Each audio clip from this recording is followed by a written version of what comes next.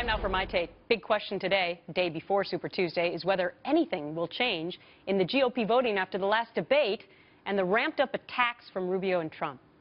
Well, if a new CNN ORC poll out is any indication, maybe not.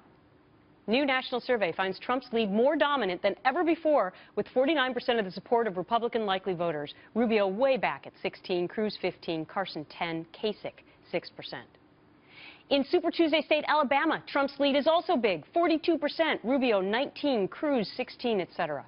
Trump has a smaller advantage in Oklahoma with the support of 35% of likely voters compared to 23% for Cruz, 22% for Rubio, and so on.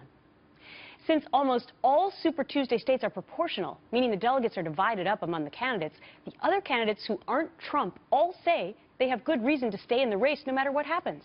The spin is this. Rubio doesn't need to win any of the Super Tuesday states, he just needs to do well enough. Cruz might win in his home state of Texas. Carson, still thinking his outsider status will resonate. Kasich staying in until his home state of Ohio. So, that means votes splitting and splintering and a race like we've never seen before.